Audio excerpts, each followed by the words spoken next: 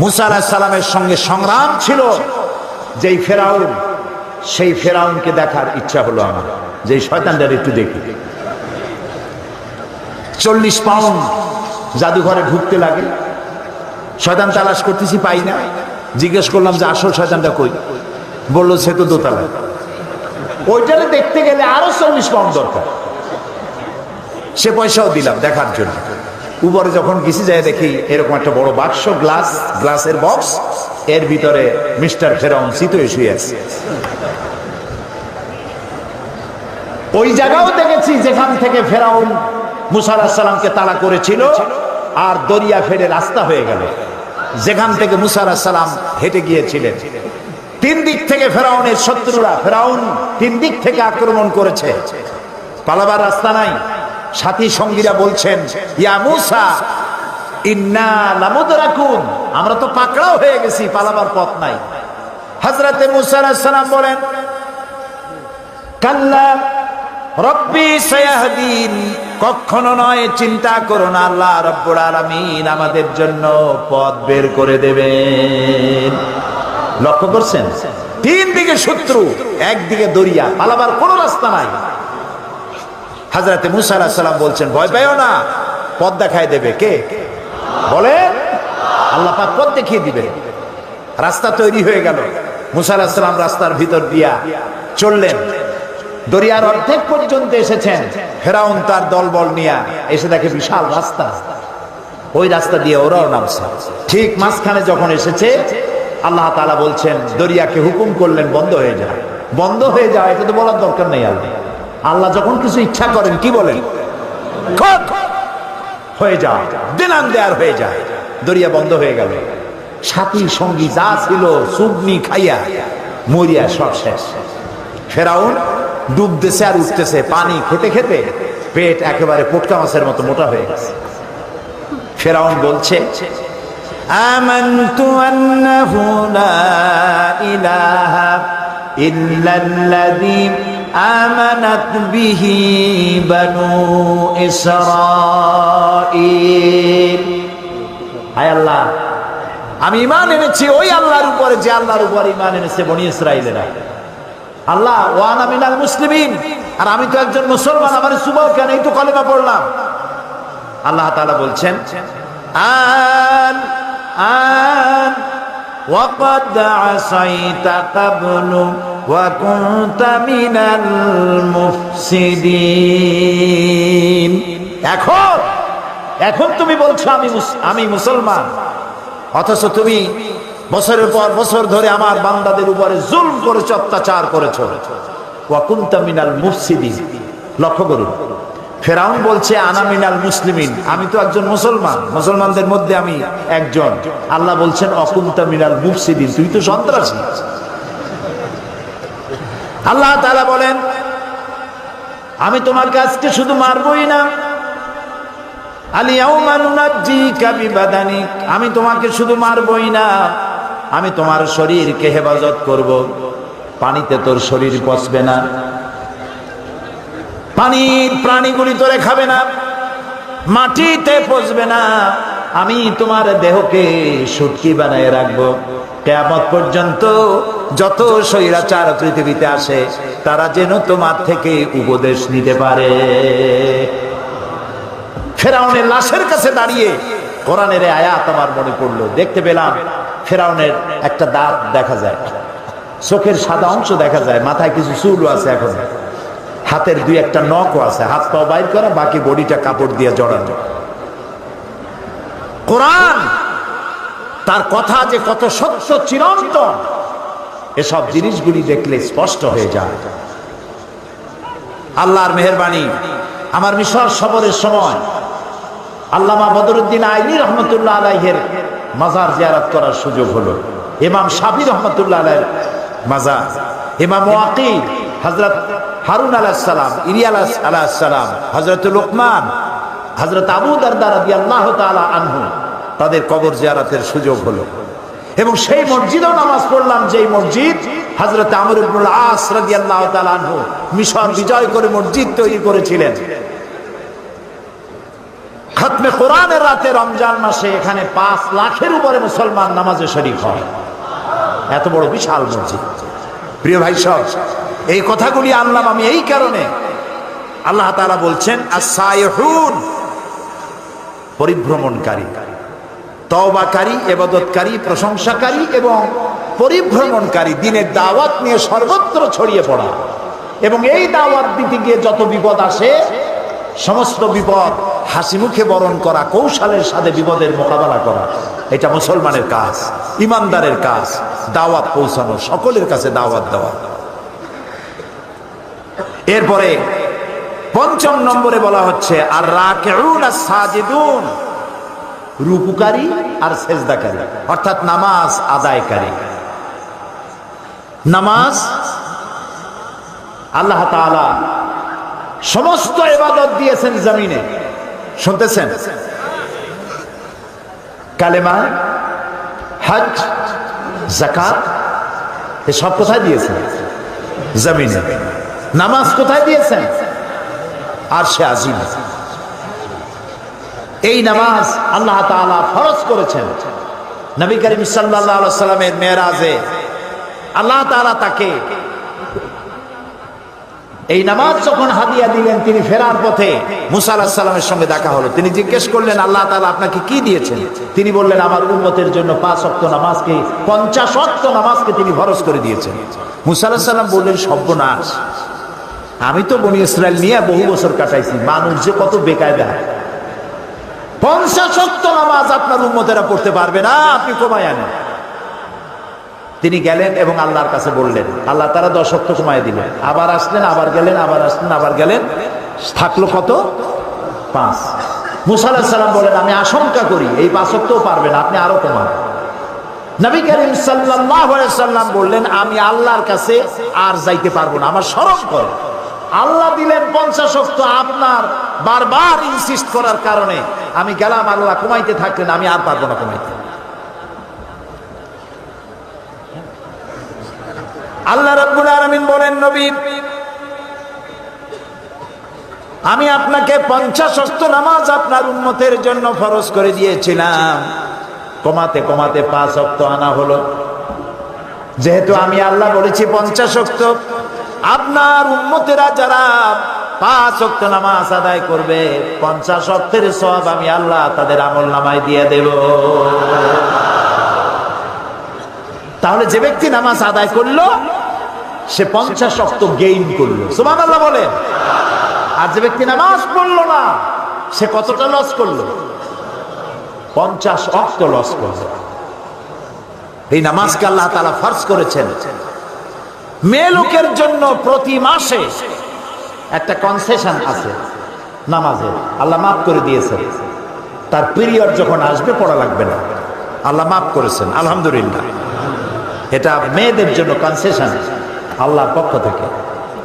কিন্তু পুরুষ 2 অবস্থা, পাগল, বেহুশ, এই 2 অবস্থা ছাড়া পুরুষের জন্য নামাজ কোন অবস্থায় মাফ নাই। আল্লাহর নবী বলেন, মান তারাকা সালাতান মুতাআম্মিদান ফাকাদ কাফারা, ইচ্ছে করে যে নামাজ ছেড়ে দিল সে কুফরি করলো। নাউজুবিল্লাহ। রাসূলকে জিজ্ঞাসা করা হয়েছে, আল্লাহর বান্দা এবং কাফের দুটোর মধ্যে পার্থক্য কি? রাসূলুল্লাহ বলেছেন, নামাজ। নামাজ, যে ব্যক্তি নামাজ পড়লো সে ব্যক্তি আল্লাহর বান্দা, যে নামাজ পড়লো না সে কুফরি করলো। নামাজ না পড়া কুফরি, নামাজ না পড়া কি?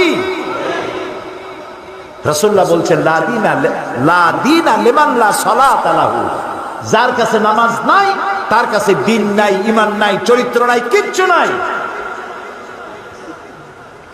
প্রিয় বগুড়াবাসী, প্রিয় উপস্থিতি, ভাই এবং বোনেরা, আল্লাহ নবী বলেছেন, যে ব্যক্তি নামাজ আদায় করে না, ইচ্ছে করে নামাজ ছাড়ে, আল্লাহ এবং রাসূলের সাথে তার কোনো সম্পর্ক থাকে না।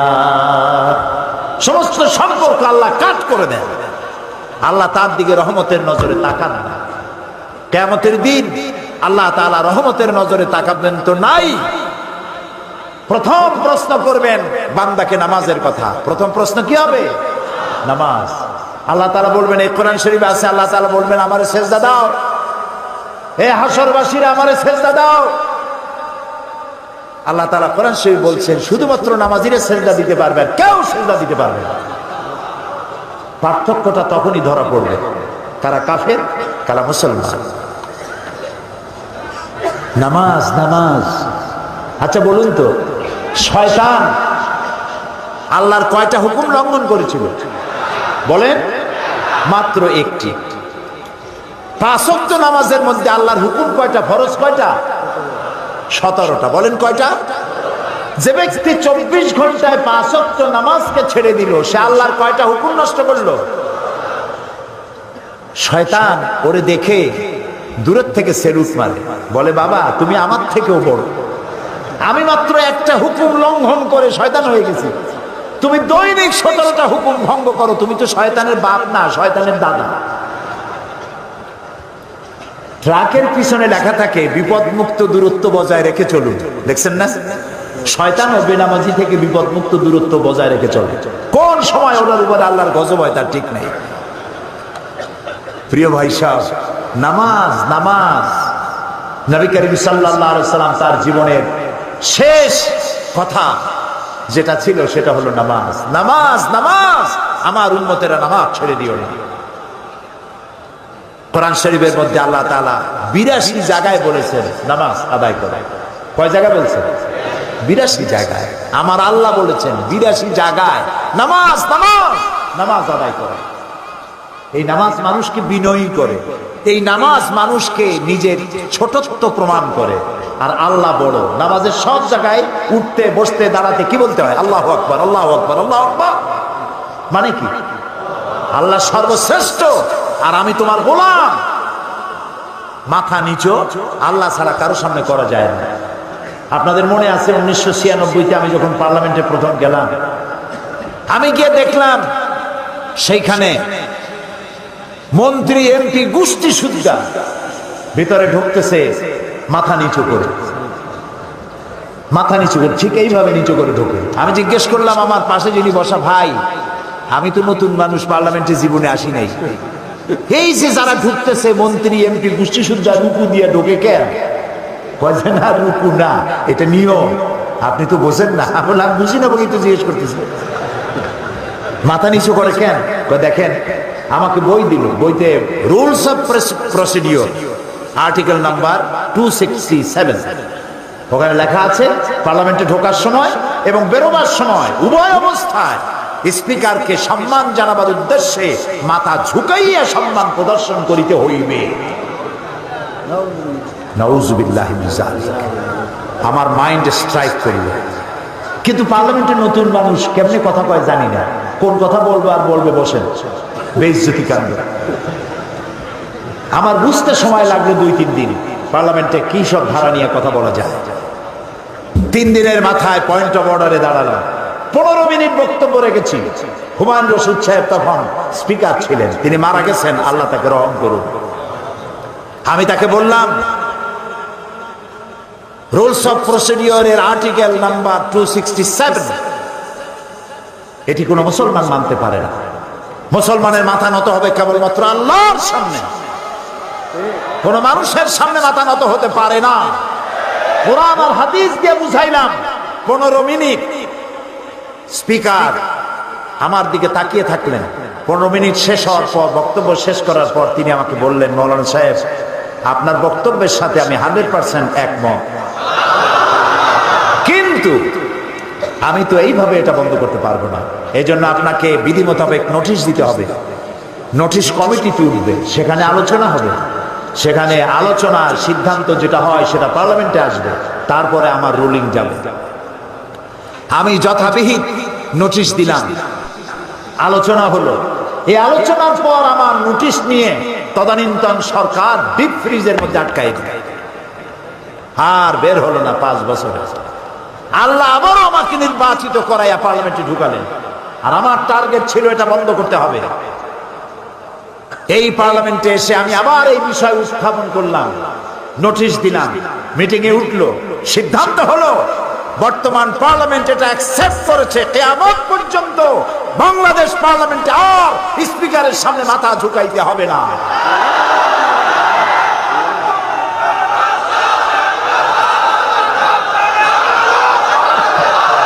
প্রিয় ভাই সব, মানুষ মুসলমান মাথা নত করবে কেবলমাত্র কার সামনে?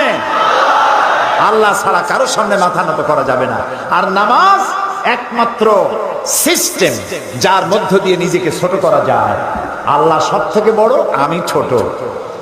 এই ছোটত্ব, অহংবোধ, নিজের অহংবোধ, এটাকে মাটির সাথে মিশাবার জন্য এ পর্যন্ত হাত তুলে দাঁড়ায় মানুষ যখন নামাজে দাঁড়ায় আসামির মতো হয়ে যায়। রুকুতে গেল, নিজের অস্তিত্ব আরো অবনমিত হলো। সেজদা যখন দিল তখন তার অহংকার মাটির সাথে মিশে গেল। আমি সেজদা দিয়ে বললাম, আল্লাহ তুমি শ্রেষ্ঠ, আমি তোমার গোলাম। আল্লাহ রসুল বলেছেন, প্রশ্ন করা হয়েছে, হে রাসূল, বান্দা আল্লাহর নিকটবর্তী হয় কখন? নবী করিম সাল্লাল্লাহু আলাইহি ওয়াসাল্লাম বলেছেন, বান্দা যখন সেজদা দেয় একদম আল্লাহর কাছে চলে যায়। রাসূলুল্লাহ বলছেন, আমার উম্মতেরা ও সাহাবীরা যখন সেজদা দিবা তখন মনে করবা তুমি তোমার মাথা আল্লাহ তাআলার কদম মোবারকের উপরে রেখে দিয়েছো। সেজদা দিয়ে মনে করবেন, আল্লাহ আমি আমার মাথা আপনার পায়ের উপরে ছেড়ে দিচ্ছি। সুবহানাল্লাহ। এরকম সেজদা দিয়ে দেখেন সেজদায় কত মজা। দেখেন না, মানুষ বলে, ভাই এমন কাজ আমার ছেলেতে করছে, আমার নাক কাটা গেছে। সত্যি কি নাক কাটছে নাকি? না, মর্যাদা হানি হয়েছে। আবার বলে আমার কপাল ফুলে গেছে। কপাল কি খোলে টোলে গেছে? আবার কপাল পুড়িয়ে গেছে। এর অর্থ কি? ভাগ্য। কপাল কিসের প্রতীক? ভাগ্যের প্রতীক, না মর্যাদার প্রতীক। কেউ যদি তার মর্যাদা বাড়াতে চায়, কেউ যদি তার ভাগ্য সুপ্রসন্ন করতে চায়, তাহলে প্রত্যেক দিন দৈনিক 5 বার মাটি নামক দাসখতের উপরে নাক আর কপাল নামক কলম দিয়া সই করতে হবে 5 বার, আল্লাহ আমি কেবলমাত্র তোমারই গোলাম, তুমি ছাড়া কারো গোলাম নই। ফজরে একবার, জোহরে একবার, আসরে একবার, মাগরিবে একবার, আবার রাত্রে শুতে যাব তখনও আর একবার। সর্বত্র আল্লাহু আকবার, আল্লাহু আকবার বলেন সবে, আল্লাহু আকবার। সব ক্ষেত্রে আল্লাহু আকবার। পৃথিবীতে যখন আসছিলাম তখন কানে কি শুনেছি মনে আছে? মনে নাই, তবে আপনারা জানেন। আজানের প্রথম শব্দ কি? ইকামতের প্রথম শব্দ কি? নামাজের প্রথম শব্দ কি? জীবনের শেষ নামাজ সালাতুল জানাজা প্রথম শব্দ কি? শেষ শব্দ কি? এর দ্বারা প্রমাণ হলো আমার জন্ম থেকে কবরে যাওয়া পর্যন্ত জীবনের প্রতিটি ক্ষেত্রে আমি গোলাম, আমাকে ঘোষণা করতে হবে আল্লাহু আকবার।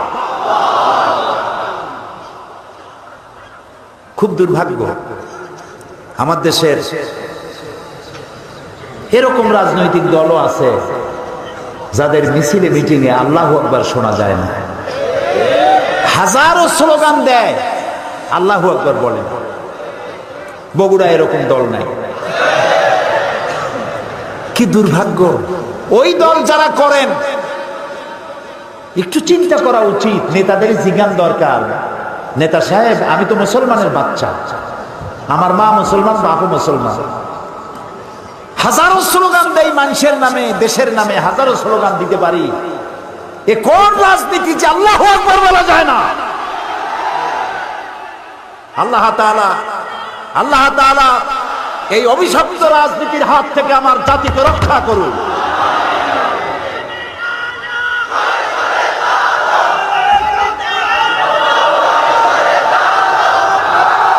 প্রিয় ভাই সব, সুতরাং নামাজ, 5 ওয়াক্ত নামাজ আমরা জীবনে আর ছাড়বো না। যুবকেরা, অনেক যুবক মনে করে এখন তো যৌবন কাল, একটু বিয়ে ঠিয়া করি, বাচ্চা টাচ্চা হোক, তারপরে ধীরে ধীরে নামাজ ধরবো।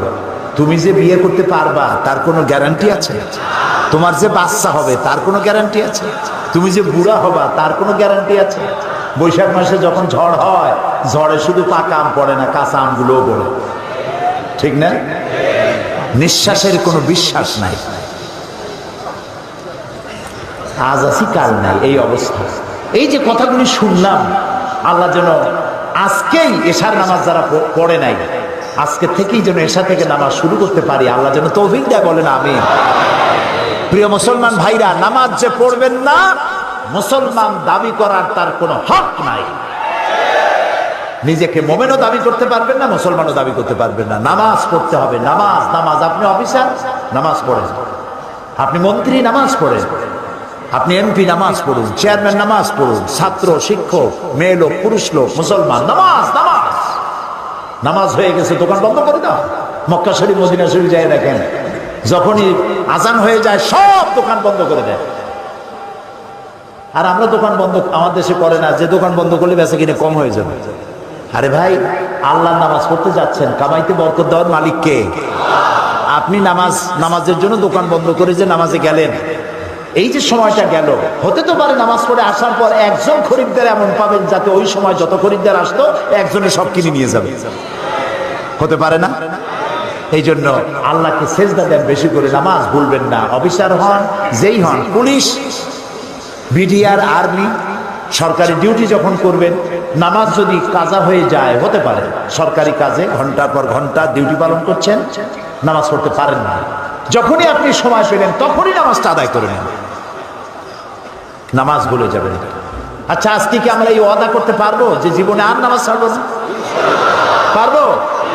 যারা পারবেন কেবলমাত্র তারাই দুটি হাত উঁচু করুন, বলেন, ইয়া আল্লাহ, তোমার পবিত্র নামে শপথ করি, কসম করি, ওয়াদা করি, যতদিন পর্যন্ত মালাকুল মউত আমার মাথার কাছে না আসতেছে ততদিন পর্যন্ত ফরজ নামাজ, ফরজ রোজা আর ছেড়ে দেব না, আর ছেড়ে দেব না, আর ছেড়ে দেব না।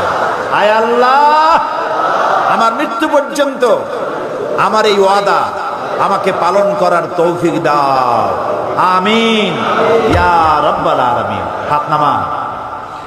আমি কি জোর করে হাত তুলেছি? আপনারা হাত তুলেছেন, ঠিক না? দেখলেন কে? সাক্ষী কে? এবার কিন্তু বিপদে পড়ে গেছে। আল্লাহ তাআলা যারা হাত তুললো, আমি মুসাফির, মুসাফিরের দোয়া কবুল হয়, রাসূলুল্লাহ বলেছেন। আমি দোয়া করি সকলকে নিয়ে, আল্লাহ আজকে যারা হাত তুললেন, জীবনের অতীতের ভুল তাদের মাফ করে দাও, এবং ভবিষ্যতে এক ওয়াক্ত নামাজ যেন কেউ ছেড়ে না দেয়, সবাইকে নামাজ আদায় করার তৌফিক দান করে। এই জাতি যদি নামাজি হয়, আল্লাহর রহমত বৃষ্টির মতো নাজিল হতে থাকবে।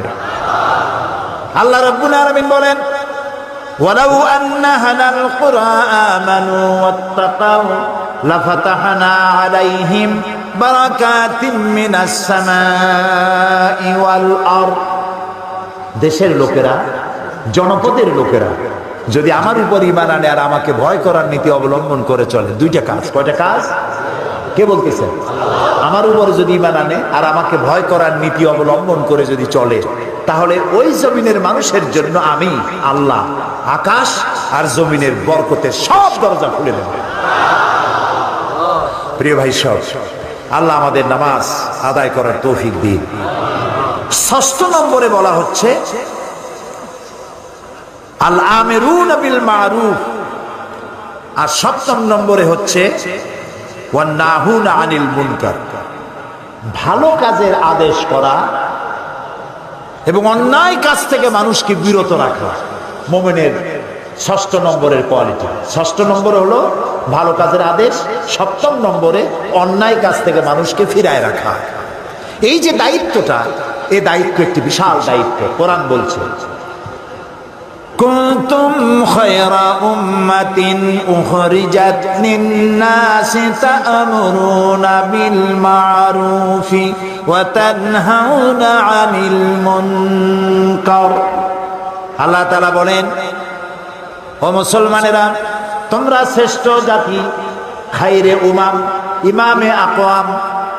তোমাদের দায়িত্ব হলো মানুষকে ভালো ভালো কাজের দিকে অনুপ্রাণিত করবে, হুকুম করবে, আদেশ করবে, আর সব ধরনের খারাপ কাজ থেকে মানুষকে ফিরায় রাখবে। এটা কার দায়িত্ব? উম্মতের দায়িত্ব। আল্লাহ তাআলা বলছেন এই দায়িত্ব সব নবীদের, সমস্ত নবীদের কাজই ছিল মানুষকে ভালো কাজের আদেশ দেওয়া আর অন্যায় থেকে ফিরিয়ে রাখা। আল্লাহ তাআলা বলছেন এটা নবীদের কাজ, এটা উম্মতের কাজ। এই কাজটি দলের কাজ। ওয়ালতাকুম মিনকুম উম্মাতুন ইয়াদউনা ইলাল খায়র ইয়ামুরুনা বিল মারুফ ওয়া ইয়ানহাউনা আনিল মুনকার। তোমাদের মধ্যে এরকম দল থাকতেই হবে যারা মানুষকে ভালো কাজের আদেশ করবে, অন্যায় কাজ থেকে ফিরায় রাখবে। আল্লাহ তাআলা বলছেন এই দায়িত্ব সব নবীদের, সমস্ত নবীদের কাজই ছিল মানুষকে ভালো কাজের আদেশ দেওয়া